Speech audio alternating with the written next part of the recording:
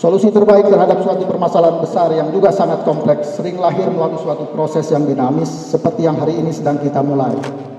Sebagaimana kita ketahui, ibu kota negara yang kita cintai ini sedang berjuang keras untuk dapat menyelesaikan permasalahan krusial tersebut di atas.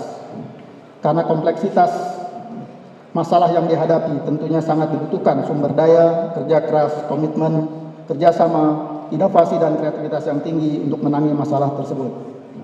Untuk itu, izinkan kami menyampaikan ucapan terima kasih dan penghargaan kepada undangan yang terhormat dan juga kepada seluruh panitia penyelenggara yang semuanya adalah mahasiswa Universitas Indonesia dari berbagai departemen dan program studi yang dimotori oleh mahasiswa program studi teknik lingkungan Fakultas Teknik Universitas Indonesia yang di tengah kesibukannya menjelang akhir semester ini telah bekerja keras demi suksesnya acara yang sangat penting dan strategis ini. Kalau kita menyelesaikan persoalan-persoalan Jakarta masih rutinitas seperti yang kita kerjakan seperti sekarang ini, monoton dan tidak berani melakukan terobosan yang sangat besar, masalah di Jakarta saya meyakini tidak akan selesai-selesai. Oleh sebab itu saya mengajak terutama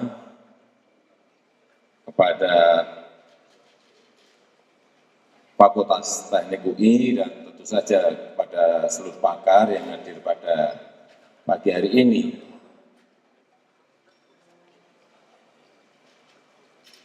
Perlu sebuah terobosan yang berani. Mengenai anggaran, sekarang ada Pak Menko, sekarang ada saya. Ini urusan kita, tetapi bahwa terobosan itu perlu. Jangan hanya tiap tahun kita hanya ngeruk sungai. Yang sudah berpuluh-puluh tahun memang benar perlu digeruk. Jangan hanya kita melibatkan sungai, yang itu memang kita ngerti itu diperlukan. Tetapi tanpa sebuah terobosan besar, DKI tidak akan selesai. Baik masalah banjirnya, baik masalah roknya, baik masalah sampahnya, tidak akan selesai. Jadi kalau ada pemikiran mengenai National Capital Integrated Coastal Development, ini terobosan. Ini terobosan. Kalau kemarin ada yang menyampaikan mengenai deep tanah, ini terobosan. Hanya tentu saja ada kalkulasinya. Ada perhitungannya, ada dampak lingkungannya apa, ini yang perlu dihitung dan dikalkulasi. Saya kira semuanya kita ngerti bagaimana memperbaiki, misalnya kalau kita harus membuat sebuah sidai, ya, apakah mangrove-nya, bakonya perlu dipindah ke tempat yang lain atau di situ bisa masih kita kerjakan lagi. Saya kira ini masalah kita semua. Tetapi kalau setiap hari, saya juga sudah hitung-hitung, kalau hanya ngurusin ngeruk sungai, ngeruk waduk, ngeruk selokan, nggak akan menyelesaikan masalah. Ini masalah yang sangat besar sekali. Digempur dari atas, air yang turun ke bawah, digempur dari laut, karena rop menuju ke daratan, saya kira persoalan ini persoalan besar yang perlu kita hadapi dengan gagasan-gagasan besar, dengan ide-ide besar, dengan pemikiran-pemikiran yang besar. Saya pikir sehari masuk ya sudah, putusin besok jalan. Kita ini sudah berpuluh-puluh tahun kehilangan waktu dan tidak mulai-mulai. Oleh sebab itu kita mulai. Terima kasih. Wassalamualaikum warahmatullahi wabarakatuh.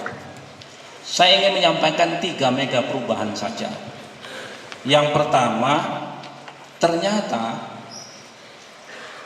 tidak bisa ditahan akan terjadi integrasi tidak hanya ekonomi secara global, tapi dalam aspek sosioekonomi masyarakat dunia akan terintegrasi dengan segala konsekuensinya. Yang kedua, ilmu pengetahuan dan teknologi semakin dalam mempengaruhi corak perilaku kehidupan dan mempengaruhi keunggulan sebuah bangsa. Yang ketiga, nah ini yang sangat penting, ternyata terjadi satu peta demografi yang luar biasa. Pertambahan penduduk yang dahsyat terjadi pada negara-negara emerging dan negara-negara yang berkembang. Sedangkan negara maju mengalami apa yang disebut dengan aging. Oleh sebab itu, pembenahan penyelesaian ini harus dengan pemikiran yang besar, gagasan besar, dan dilakukan segera. Nah, saya ingin sedikit melihat apa yang terjadi. Tadi disebutkan permukaan air laut akan tentu memicu banjir lebih luas. Sementara di sisi yang lain terjadi kekeringan yang luar biasa yang menghancurkan suplai makanan di beberapa wilayah. Inilah fenomena yang terjadi di negara kita saat ini. MP3EI dilandasi oleh pemikiran seperti adanya bonus demografi, resources accounting, kekayaan alam Indonesia, akses geografis, geostrategis yang kita miliki, dan juga upaya adaptasi terhadap dampak rumah kaca. Melalui pendekatan pembangunan berbasis koridor ekonomi, kita harapkan terbangun pengelolaan pembangunan yang berbasis eco-region economic capabilities yang lebih mendasar dan struktural.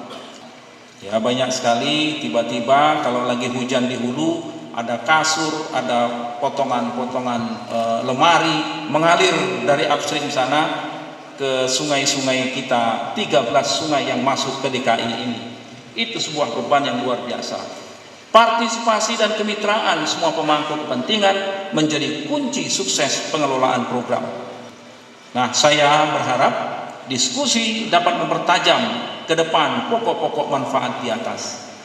Jangan khawatir, jangan ragu bahwa nanti tidak 100% yang mendukung. Tidak ada sesuatu yang bisa tiba-tiba 100% setuju semua.